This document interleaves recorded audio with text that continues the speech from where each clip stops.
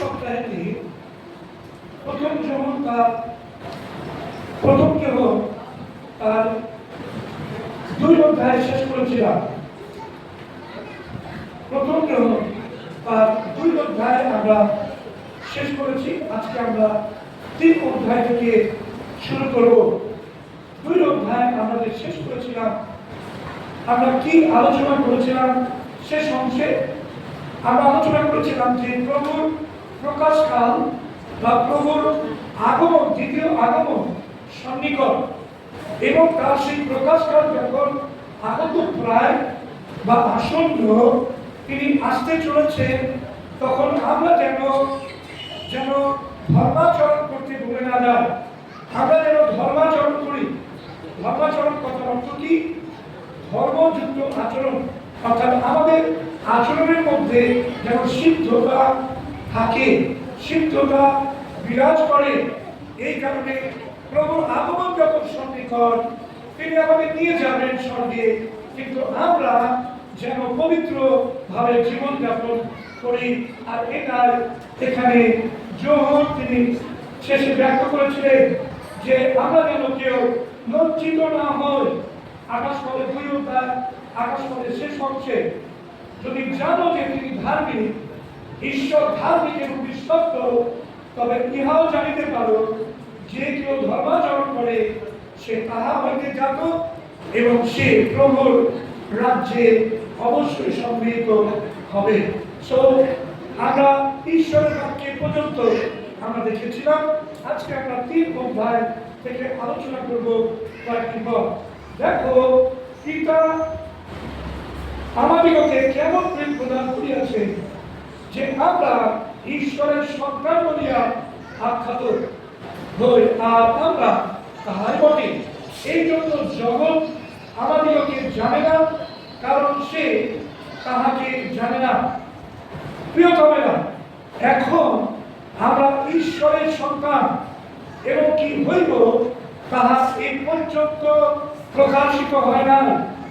আমরা জানি তিনি যখন প্রকাশিত হইবেন তখন আমরা তাহার সমরূপ হইব, কারণ তিনি যেমন আছে তাহাকে তেমনি দেখিতে পাইব। আর তাহার উপরে এই প্রত্যাশা যে কাহারও আছে, সে আপনাকে বিশুদ্ধ করে যেমন তিনি বিশুদ্ধ। 4 পদ, যে কেউ পাপাচরণ করে সে ব্যবস্থা লঙ্ঘন করে, আর ব্যবস্থা লঙ্ঘনই পাপ। আর আমরা, তোমরা জানো, পাপভার লইয়া যাইবার নিমিত্ত তিনি প্রকাশিত হইলেন, এবং তাহাতে পাপ না। যে কেউ তাহাতে থাকে সে পাপ করে না। যে কেউ পাপ করে সে তাহাকে দেখে না এবং জানেও না। বৎসেরা, কেউ যেন তোমাদেরকে ভ্রান্ত না করে যে পাপাচরণ করে সে ধার্মিক, যেমন তিনি ধার্মিক। যে পাপাচরণ করে সে দিয়াবলে, কেননা দিয়াবল আদি হইতে পাপ করিতেছে। ঈশ্বরের পুত্র এই জন্য প্রকাশিত হইলেন যেন দিয়াবলের কার্য সকল লোক করেন। যে কেউ ঈশ্বর হইতে যাত সে পাপাচরণ করে না, কারণ তাহার বীর্য তাহার অন্তরে থাকে, এবং সে পাপ করতে পারে না, কারণ সে ঈশ্বর হইতে যাত। ইহাতে ঈশ্বরের সন্তানগণ এবং দিয়াবলের সন্তানগণ প্রকাশ হইয়া পড়ে। যে কেউ ধর্মাচরণ না করে এবং যে ব্যক্তি আপন ভাতাকে প্রেম না করে সে ঈশ্বরের লোক নয়। সে ঈশ্বরের লোক নয়। আসলে আমরা আলোচনা করি। প্রথম পদ আমরা দেখলাম, ওখানে লেখা আছে যে আমরা সন্তান বলে আখ্যাত। কেননা ঈশ্বর তিনি আমাদের সন্তান হওয়ার অধিকার দিয়েছেন, মনোনয়ন দিয়েছেন। তার যোহন তার 3 অধ্যায় 16 পদ অনুযায়ী, যে কেউ তাকে বিশ্বাস করে সে বিনষ্ট না হয় কিন্তু অনন্ত জীবন পায়।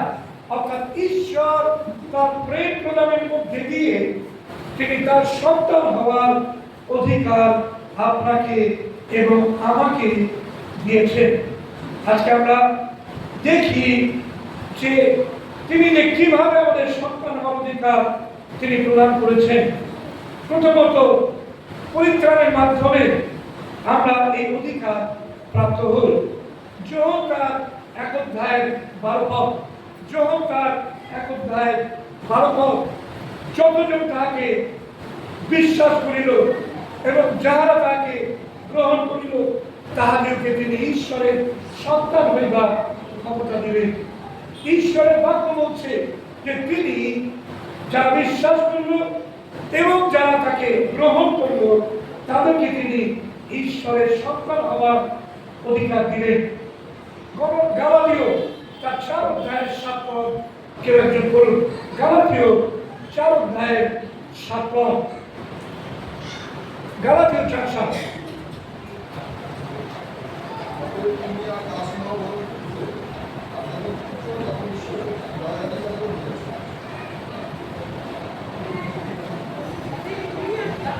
তুমি আর দাস নও, কিন্তু তুমি পুত্র বা সন্তান। তুমি ঈশ্বর কর্তৃক দায়াধিকারী প্রাপ্ত হয়েছ। তুমি আর দাস নও। প্রিয় ভাই বোন, আমি আর দাস নই, কিন্তু প্রভু আপনাকে আমাকে তার পুত্র কন্যা হওয়ার জন্য আহ্বান করেছেন। আপনি বলুন, আমি পুত্র, আমি কন্যা। আমি পুত্র, আমি কন্যা। আমি ঈশ্বরের পুত্র এবং ঈশ্বরের কন্যা বলে আখ্যাত হয়েছি। কিসের দ্বারা? তাকে বিশ্বাস এবং তাকে গ্রহণ করেছি পরিত্রাতা হিসাবে। তাই আমরা ঈশ্বরের সন্তান হওয়ার অধিকার পেয়েছি। জন বলছে, দেখো পিতা আমাদের কেন প্রেম রূপে প্রদান করিয়াছে যে আমরা ঈশ্বরের সন্তান বলিয়া আখ্যাত হই। প্রিয় ভাই বোন, ঈশ্বরের সন্তান ঈশ্বরের উপরে পূর্ণ বিশ্বাস রাখবে। তার বিশ্বাস কিন্তু উড়ে যাওয়া বিশ্বাস নয়, তার বিশ্বাস কিন্তু হালকা ফুলকা বিশ্বাস নয়, তার বিশ্বাস কিন্তু তুষের মতো বিশ্বাস নয়, কিন্তু তার বিশ্বাস হবে সর্ষে দানার মতো নিরেট শক্ত। তার বিশ্বাস হবে সেই রকম ক্ষুদ্র অথচ নিরেট। ঈশ্বরের উপরে যখন আমরা পূর্ণ বিশ্বাস করি তখন আমরা তার সন্তান হওয়ার অধিকার লাভ করি। প্রতিলিখিত সুসমাচার তার 6 অধ্যায় যদি 25 থেকে 34 পদ আমরা দেখি, যদিও এতটা পড়ার সময় নেই, কিন্তু এই অংশে আমরা দেখি যে ঈশ্বর তিনি বলছেন যে তিনি যেহেতু আমাদের সন্তান হওয়ার অধিকার দিয়েছেন, সেই কারণে তিনি আমাদের সমস্ত দায় দায়িত্ব তিনি নিয়েছেন। তিনি জবাব দেবেন কি করবো বলে, কি কোথায় থাকবো বলে এবং কি খাবো বলে।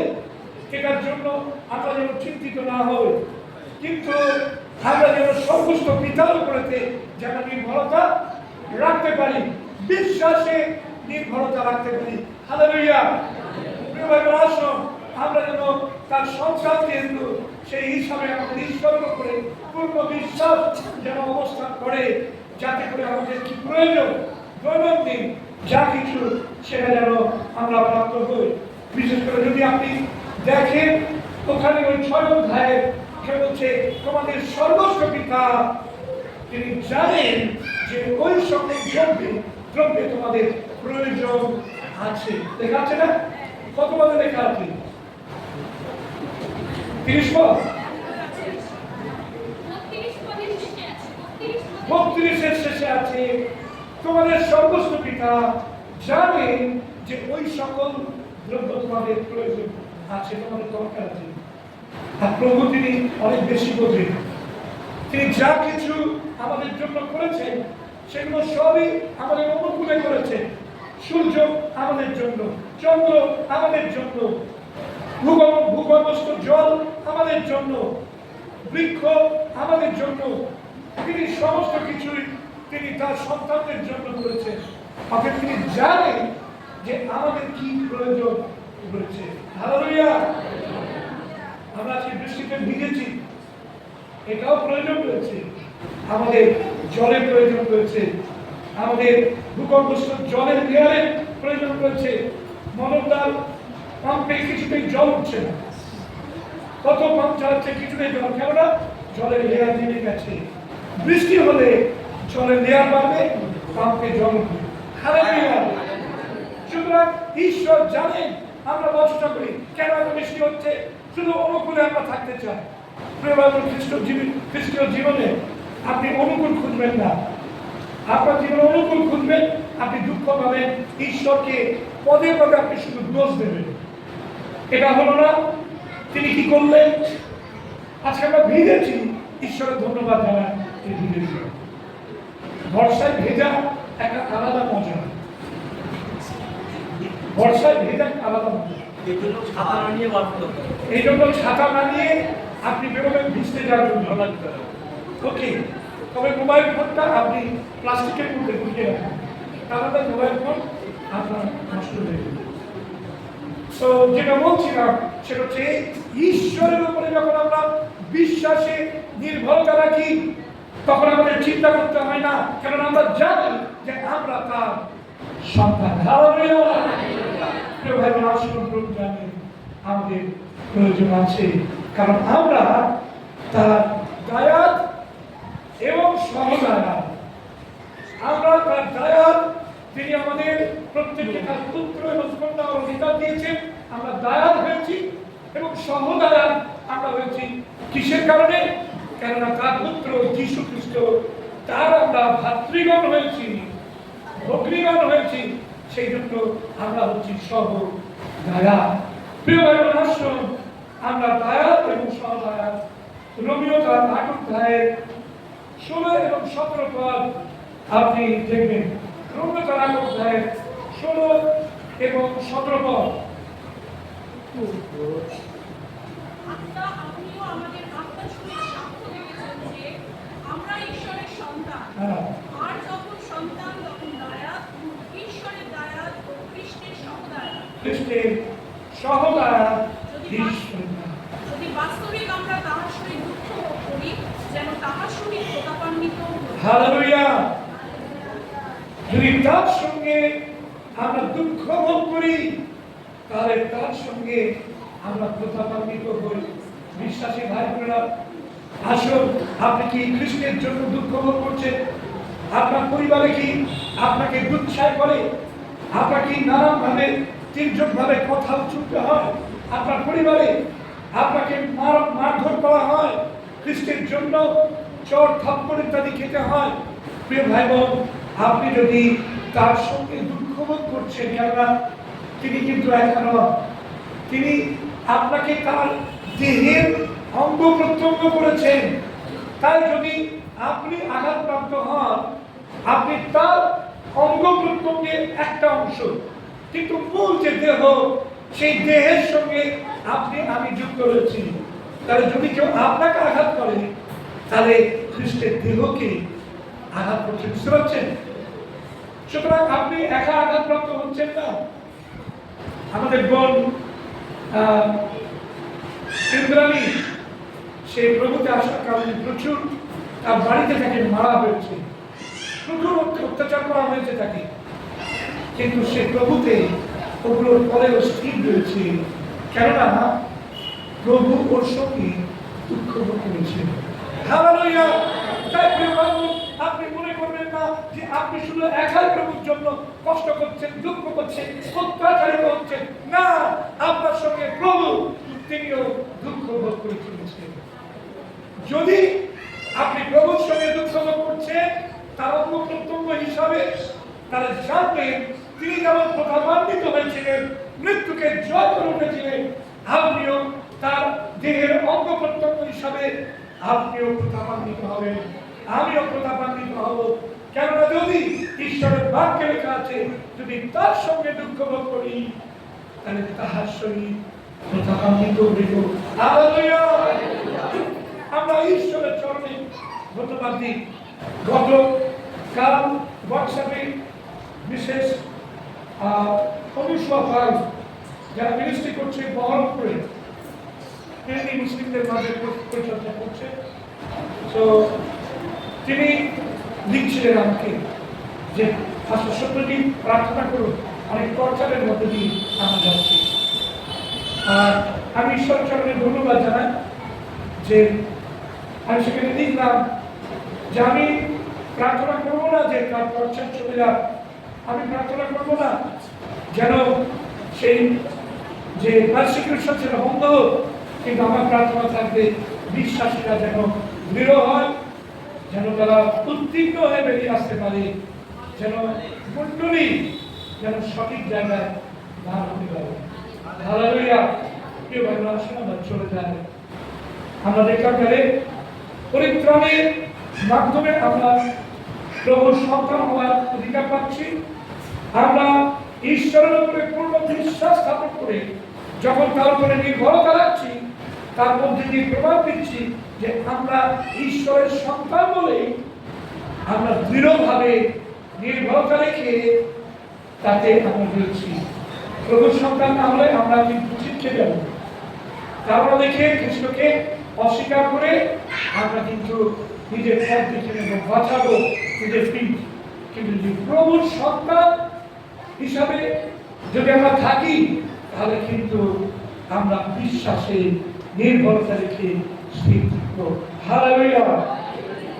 তৃতীয়ত, পবিত্র আত্মার দ্বারা আমরা যেন সন্তানত্বের যে বিষয়টা সেটা ভালোভাবে বুঝতে পারি। কেননা যতক্ষণ না পবিত্র আত্মা আমাদেরকে বিষয়টা বোঝাচ্ছেন, ততক্ষণ পর্যন্ত কিন্তু আমরা বুঝতেই পারবো না যে তিনি কেমন পিতা, আমি কেমন তার সন্তান। এই যে রিলেশনশিপ, এই যে সম্পর্ক, সেটা আমরা ততক্ষণ পর্যন্ত বুঝতে পারবো না যতক্ষণ না পবিত্র আত্মায় আপনি আমি পূর্ণ হচ্ছি। তাই প্রিয় ভাই বোন, আপনাকে আমাকে ঈশ্বরের আত্মায়, পবিত্র আত্মায়, প্রতাপের আত্মায়, খ্রিস্টের আত্মায়, যিশুর আত্মায়, প্রভুর আত্মায় পূর্ণ হতে হবে। হালেলুয়া। কেননা সেই আত্মাতেই আমরা তাকে আব্বা পিতা বলে ডেকে উঠি। হালেলুয়া। কারণ আমার সঙ্গে ইব্রিয় তার 12 অধ্যায়ের 6 এবং 7 পদ, ইব্রিয় 12 অধ্যায়ের 6 এবং 7 পদ। কেননা প্রভু যাহাকে প্রেম করেন তাহাকে শাসন করেন, যে কোনো পুত্রকে গ্রহণ করেন তাহাকে প্রহার করেন। শাসনের জন্যই তোমরা সহ্য করিতেছ, যেমন পুত্রদের প্রতি তেমনি ঈশ্বর তোমাদের প্রতি ব্যবহার করিতেছে। ওকে, ঈশ্বর তিনি আপনাকে আমাকে যখন সন্তান হিসাবে করছেন, আর তখন তিনি আমাদের শাসন করার অধিকার করেছেন। পবিত্র আত্মা যখন বলছেন যে আমরা আব্বা পিতা বলে, রোমের পত্রে আমরা পড়লাম অধ্যায় যে সেই আত্মাতে আমরা তাকে আব্বা পিতা বলে ডেকে উঠি। এবং যখন তিনি আমাদের পিতা, আমরা তার সন্তান, তখন তার অধিকার আছে কি আমাদেরকে ভুল করবে শাসন করা। হালেলুয়া। প্রিয় ভাই বোন, যে পিতা পুত্রকে শাসন করে, সেই পিতাই প্রকৃতপক্ষে পুত্রকে স্নেহ করে। যে পিতা পুত্রকে শাসন না করে, সে পিতা পুত্রকে স্নেহ করেন না। হালেলুয়া। তাই ঈশ্বর যদি তিনি আপনার আমার প্রকৃত পিতা হয়ে থাকে, এবং তিনি যদি আপনাকে আমাকে প্রকৃত পুত্র বা কন্যা বলে গণনা করে থাকে, তাহলে মনে রাখতে হবে যে ঈশ্বর তিনি আপনাকে শাসন করবেন। হালেলুয়া। প্রিয় ভাই বোন, আপনি কি শাসন সহ্য করতে অভ্যস্ত হয়েছে? যদি অভ্যস্ত হয়ে থাকে, তাহলে আপনি আসলে প্রতাপান্বিত হওয়ার জন্য আপনি সেই শাসনকে আপনি নিজের জীবনে গ্রহণ করছেন। প্রিয় ভাই বোন, আসুন আমরা ঈশ্বরের বাক্যে দেখলাম যে কেননা প্রভু যাহাকে প্রেম করেন তাহাকে শাসন করেন, যে কোনো পুত্রকে গ্রহণ করেন তাহাকে প্রহার করেন। অতএব প্রিয় ভাই বোন, আসুন প্রভুর শাসনকে যেন আমরা তুচ্ছ না করি। কারণ বাক্যে তাই লেখা আছে, ভাতৃগণ তোমরা ঈশ্বরের শাসনকে তুচ্ছ জ্ঞান করো না। এখন প্রশ্ন হচ্ছে, সেই শাসন কি কি ভাবে আসতে পারে? সেই শাসন আসতে পারে আপনার জীবনে বিভিন্ন আকারে। আপনার মনোদুঃখের কারণ হতে পারে, আপনার শারীরিক কোনো রোগ হতে পারে, আপনি ডিসকমফোর্ট ফিল করবেন, যে আপনি শান্তি আপনার জীবনে হারাবেন, কিছুতেই শান্তি পাবেন না।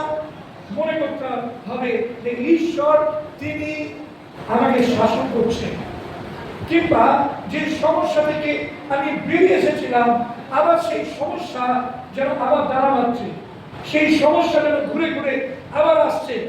তখন বুঝতে হবে যে ঈশ্বর তিনি আপনাকে আমাকে শাসন করছেন। সেই জন্য এই অবস্থা হচ্ছে। সেই জন্য আমরা ফুৎকার না করি, আমরা ঈশ্বরের বিরুদ্ধে বর্ষা না করি। কিন্তু ঈশ্বরের বাক্য বলছে ঈশ্বর যাকে প্রেম করেন তাকে তিনি শাসন করেন। হালেলুয়া। তাই আমরা যেন সন্তান হিসাবে আমাদের উচিত ঈশ্বরকে খুশি করা, ঈশ্বরকে খুশি করা।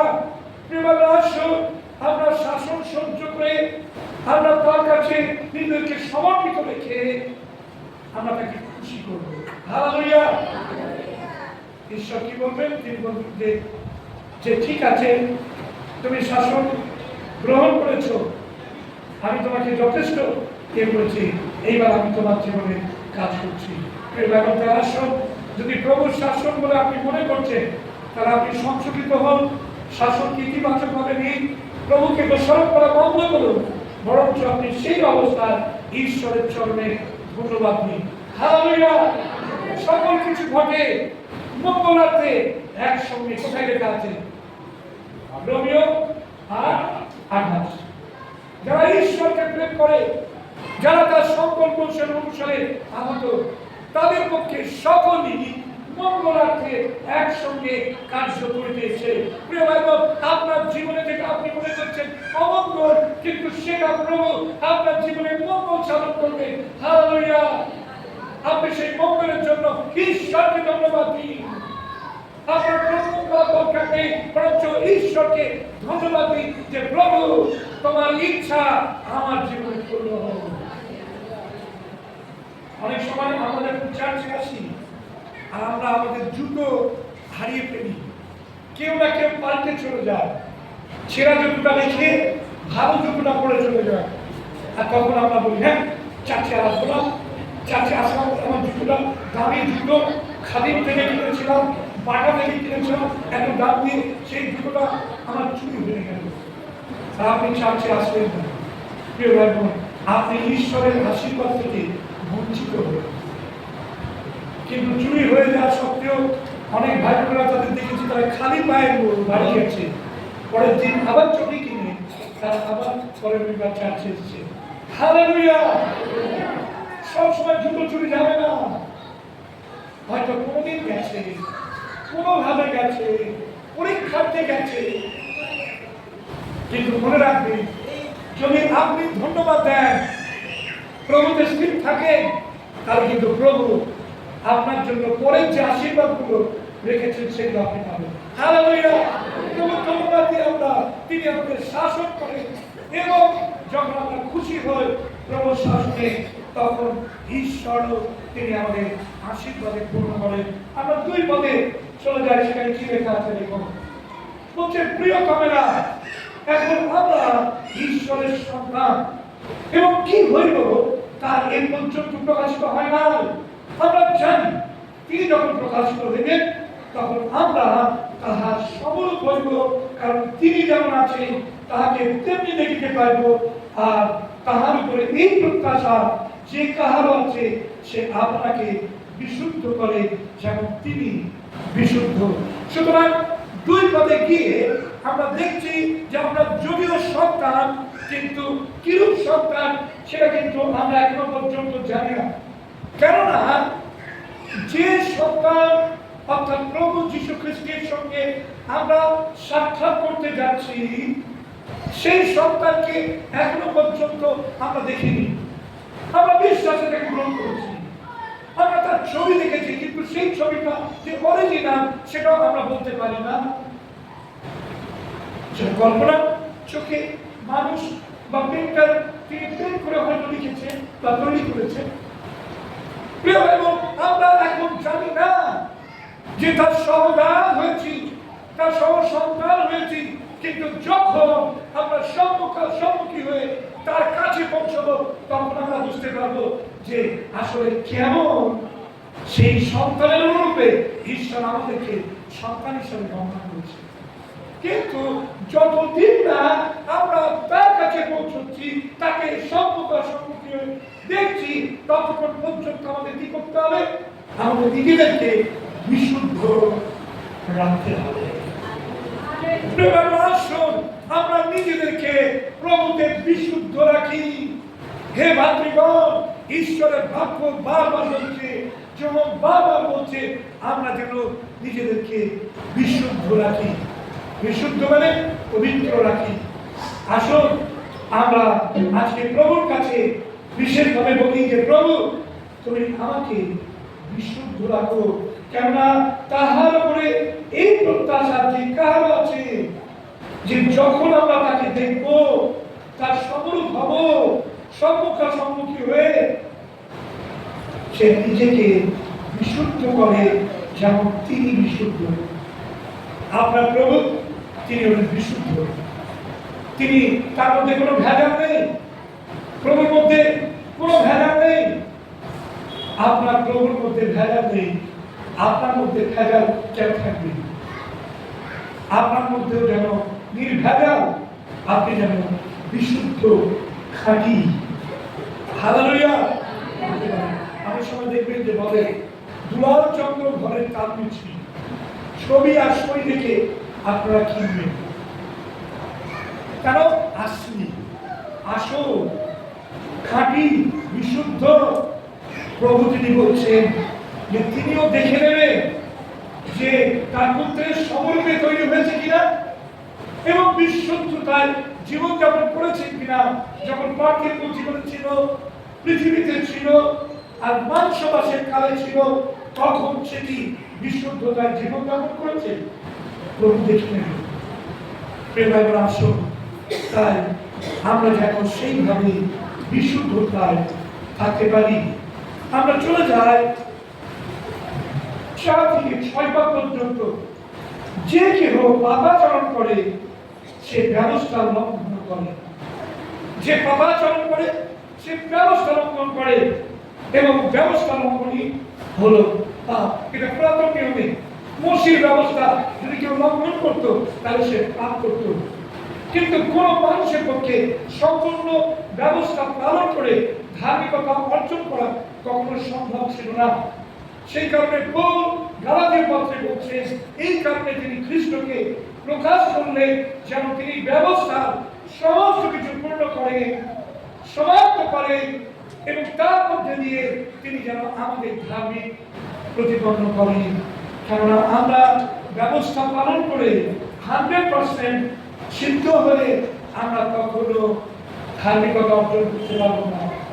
সেই জন্যই পুত্র প্রকাশিত হলে পুত্রের মধ্যে দিয়ে আপনি আমি ব্যবস্থার পূর্ণতা তিনি সাধন করেছে, তার কারণে আমরা ধার্মিক বলে প্রতিপন্ন হয়েছি। আমরা বিশুদ্ধতার খ্রিস্ট যিশুতে যখন চলি তখনই আমরা প্রাপ্ত করি। তাই বলছে যে কেহ পাপাচরণ করে সে ব্যবস্থা লঙ্ঘন করে, কেন ব্যবস্থা লঙ্ঘনই পাপ। তাই প্রিয় ভাই বোন, আসুন আমরা যেন পাপ থেকে দূরে থাকি। যদি আমাদের জীবনে কখনো পাপ এসে গুলি মারে, তার বাদে আমরা যেন সতর্ক থাকি, সাবধান থাকি। প্রভু যে তুমি সতর্ক হও, তুমি সাবধান হও। প্রিয় ভাই বোন, যদি আপনি আমি সতর্ক এবং সাবধান যদি না হয় তাহলে কিন্তু আমাদের সমগ্র বিপদ অপেক্ষা করে রয়েছে। ওকে, তাই বলছেন তোমরা জানো পাপ ভার লইয়া যাইবার নিমিত্ত তিনি প্রকাশিত হইলেন। যে খ্রিস্টের কথা বলছিলাম যে তিনি আপনার আমার জন্য তিনি পাপভার নিয়ে তিনি এগিয়ে গেলেন এবং তিনি প্রকাশিত হলেন, কেননা তার মধ্যে কোনো পাপ ছিল না। ঈশ্বরের বাক্য বলছে যিনি পাপ জানেন না তিনি পাপ স্বরূপ হলেন। যিনি পাপ জানেন না তিনি পাপ স্বরূপ হলেন। যিশু তিনি নিষ্পাপ ছিলেন, তিনি পবিত্র ছিলেন, আর সেই প্রভু যিশু খ্রিস্ট তিনি আপনার আমার জন্য পাপ ভাগ করে নিলেন। তাই ঈশ্বরের বাক্যে লেখা আছে যে কেউ তার হাতে অর্থাৎ পুত্রে অর্থাৎ প্রভু যীশু খ্রিস্টকে থাকে, সে পাপ করে না। প্রিয় ভাই বোন, আপনি আমি যখন খ্রিস্টকে অবস্থান করি তখন আমরা পাপ থেকে দূরে থাকি। তাই প্রভুর অন্তরালে আপনি অবস্থান করুন, আমি অবস্থান করি, তাহলে আমরা পাপ থেকে নিজেদেরকে দূরে রাখতে পারবো। এবং ঈশ্বরের বাক্য বলছে তার সঙ্গে, যে কেউ পাপ করে সে তাহাকে দেখে না, তাকে জানেও না। অর্থাৎ যখন আপনি আমি পাপের মধ্যে থাকি তখন প্রমাণ দেয় যে আমরা প্রভুকে দেখিনি, প্রভুর সাক্ষাৎ লাভ করিনি, প্রভুর পরিচয় পাইনি। আর সেই কারণে এখনো পর্যন্ত পাপের মধ্যে এই দুনিয়া যেমন শুয়ে রয়েছে, সেরকম আমরাও এই পাপের মধ্যেই শুয়ে থাকি। কেননা আমরা সেই পুত্রকে আমরা জানি না। প্রিয় ভাই বোন, আপনি কি পুত্রকে জানেন? আপনি কি তাকে জানেন যে তিনি পরিত্রাণ কার্য স্মরণ করেছেন? যদি আপনি তাকে জানেন তাহলে আপনি নিশ্চয় করে পাপ থেকে দূরে থাকবেন। চলে যায় আমরা তারপরে 7 পদে, সেটা আগে দেখে নাই এবং জানেও না, বৎসেরা কেহ যেন তোমাদেরকে ভ্রান্ত না করে। বাইবেল বারংবার ভ্রান্তির কথা বলছে, তোমাদেরকে ভ্রান্ত না করে। তার কারণ কি? তার কারণ ভ্রামক বা ভ্রান্তির সৃষ্টিকারী সে এই জগতে রয়েছে। প্রিয় ভাই বোন, আর ভ্রামকটা হচ্ছে দিয়াবল, ভ্রামকটা হচ্ছে অ্যান্টিক্রাইস্ট, ভ্রামকটা হচ্ছে ভাববাদী এবং ভ্রান্ত শিক্ষক, তারাই হচ্ছে ভ্রামক।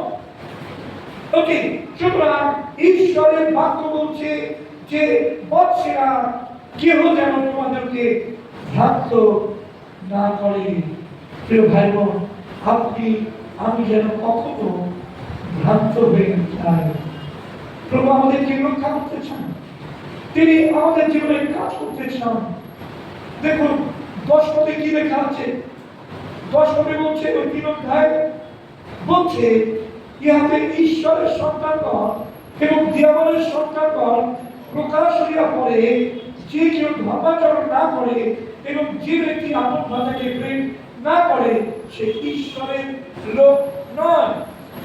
সুতরাং ভ্রামক সে যদি আপনাকে ভ্রান্ত করে এবং আপনি ঈশ্বর বিরোধী কাজকর্ম করতে থাকেন এবং আপনার ভাইকে এমনকি ভাতৃগণকে আপনি অপ্রেম করেন, তার মানে আপনি ঈশ্বরকে জানেন না এবং ঈশ্বরের প্রেম আপনার মধ্যে বিরাজ করছে না। তাই বলছি না, কেউ যেন তোমাদেরকে ভ্রান্ত না করি, কেন যে ধর্মাচরণ করে সে ধার্মিক। আপনি আমি যখন ধর্মাচরণ করি, ধার্মিকতায় চলি, তখন আমরা ধার্মিক। যখন আমরা খ্রিস্টকে জীবনযাপন করি তখন আমরা ধার্মিক। যেমন তিনি ধার্মিক, সেরকম আমরাও তার অনুকরণে ধার্মিক হতে পারি। যে পাপাচরণ করে সে দিয়াবলের, কেননা দিয়াবল আদি হইতে পাপ করিতেছে, ঈশ্বরের পুত্র এই জন্য প্রকাশিত হইলে যেন দিয়াবলের কার্য সকল লোক করে। প্রিয় ভাই বোন, দিয়াবলের এই কারণে প্রকাশ হয়েছিল, দিয়াবল ভ্রান্ত করবে। প্রভু যীশু খ্রিস্টের এই কারণে প্রকাশ হয়েছিল যেন দিয়াবলের কার্য সকল তিনি নষ্ট করেন। হালেলুয়া। এই উত্তানে যখন আদম ও হাওয়ার কাছে সেই দিয়াবল সর্পের বেশে এসে উপস্থিত হলো, প্রলুব্ধ করলো এবং তাদেরকে পাপের মধ্যে ফেলে দিল। কিন্তু ঈশ্বর স্বর্গে তার পুত্রকে পরিত্রাতাকে মজুদ রেখেছিলেন, কেন তিনি জানতেন সর্বজ্ঞ ঈশ্বর হিসাবে যে তার সন্তানগুলি আদম এবং হাওয়া তারা পাপ করে ফেলবে, আর পাপের বেতন তিনি কি বলেছেন? মৃত্যু। ঈশ্বর তার পুত্রকে, তার কন্যাকে শাসন করবেন, তিনি সেই কারণে তার পুত্রকে মজুদ রাখবেন যেন তার পুত্রের মধ্যে দিয়ে পরিত্রাণ কার্যকে সাধন করতে পারে এবং দিয়াবলের কার্যকে ধ্বংস করতে পারে। হালেলুয়া। ঈশ্বরের বাক্যে পরিষ্কার লেখা আছে যে যে পাপাচরণ করে সে দিয়াবলের কেন দিয়াবল আদি হইতে পাপ করিতেছে। কিন্তু ঈশ্বরের পুত্র আপনার এবং আমার ত্রাণকর্তা মুক্তিদাতা প্রভু যীশু খ্রিস্ট তিনি প্রকাশিত হয়েছে, তাকে ঈশ্বর পিতা তার পুত্রকে প্রকাশ করেছে যেন সেই পুত্রের মধ্যে দিয়ে সমস্ত দিয়াবলের কাজগুলো সন্ন্যাসাৎ হয়, ধূলিসাৎ হয়। হালেলুয়া। এই জন্য আমরা দেখি আদি পুস্তকটা 3 অধ্যায়ে যখন ওখানে বলা হচ্ছে যে তোমার সঙ্গে তার বংশে কি হবে, কি হবে, শত্রুতা জন্মাবে এবং তুমি তার মস্তক চূর্ণ করবে এবং সে তোমার পাদমূল চূর্ণ করবে। অর্থাৎ দিয়াবল খ্রিস্টের পাদমূল চূর্ণ করার জন্য সবসময়ের জন্য চেষ্টা করেছে, কিন্তু প্রভু তার নিজের পা দিয়ে ঘুরালে দিয়ে তিনি শয়তানের মাথাকে তিনি চূর্ণ করে দিয়েছেন। সে ফলা উঠিয়ে সে দংশন করার চেষ্টা করেছে, কিন্তু প্রভু যীশু খ্রিস্ট সেটি মৃত্যুর হুল পাপের ব্যবস্থা এবং ঈশ্বরের ধন্যবাদ হোক যে তিনি তার পুত্রকে তিনি মৃত্যুর মধ্যে থেকে উত্থাপিত করে তিনি মৃত্যুর হুলকে ভেঙে দিয়েছেন। হালেলুয়া। শয়তান ভাবলো যে আমি তার পাদমূলে দংশন করে কি করব, কি করব, তাকে মৃত্যুতে পাঠিয়ে দেব। কিন্তু ঈশ্বর মৃতগণের মধ্যে থেকে শয়তানকে যিশুকে তিনি উত্থাপিত করলেন আর শয়তানকে বিনাশ করলেন। আমরা ঈশ্বরের ধন্যবাদ জানাই যে ঈশ্বর তিনি অলৌকিক ভাবে কাজ করলেন এবং প্রভু যীশু খ্রিস্টের মধ্যে দিয়ে তিনি অন্ধকারের শক্তির সমস্ত কাজকে ধ্বংস করলেন, যেন প্রভু যীশু খ্রিস্টের মধ্যে দিয়ে সমস্ত অন্ধকারের শক্তির কাজ বিনষ্ট হয় এবং আমরা যেন ঈশ্বরের শক্তিতে বিজয়ী অপেক্ষা বিজয়ী হতে পারি। তাই 9 পদে বলছে যে কেউ ঈশ্বর হইতে যাত সে পাপাচরণ করে না, কারণ তাহার বীর্য তাহার অন্তরে থাকে। ঈশ্বরের বীর্য হচ্ছে ঈশ্বরের বাক্য। ঈশ্বরের বাক্য আপনার অন্তরে কি আছে? প্রিয় ভাই বোন, যদি ঈশ্বরের বাক্য আপনার অন্তরে আছে তার মানে ঈশ্বরের বীর্য আপনার অন্তরেতে রয়েছে। আর যাদের হৃদয়ে ঈশ্বরের বাক্য বা ঈশ্বরের বীর্য রয়েছে তারা কি লেখা আছে? সে পাপ করিতে পারে না। হালেলুয়া। সে পাপ করতে পারবে কেন? ঈশ্বরের বাক্য তার হৃদয়ের মধ্যে অবস্থান করছে। আর এই কারণে পৌল কলসীয় পত্রটার 3 অধ্যায় 14-15 পদে বলছে খ্রিস্টের বাক্য প্রচুর পরিমাণে তোমাদের অন্তরে অবস্থান করুক। প্রিয় ভাই বোন, ঈশ্বরের বাক্য যেন প্রচুর পরিমাণে আপনার এবং আমার হৃদয়ে যেন অবস্থান করে, কেননা ঈশ্বরের বাক্যই হলো ঈশ্বরের বীর্য। ঈশ্বরের বীর্যের মধ্যে কি রয়েছে? জীবনী শক্তি রয়েছে। আর সেই বীর্য বা বাক্য যদি আপনার আমার হৃদয়ে থাকে তার আমাদের জীবনী শক্তি থাকবে, আমরা জীবনে বাঁচবো, আমরা মারা যাব না। তাই ঈশ্বরের বীর্য বা তার বাক্য যখন আমাদের হৃদয়ে থাকে তখন আমরা পাপ করি না। হালেলুয়া। তাই আসুন ভাই বোন, যে ঈশ্বর হইতে যাত, ঈশ্বরের বীর্যের দ্বারা যাত, সে পাপ করতে পারে না।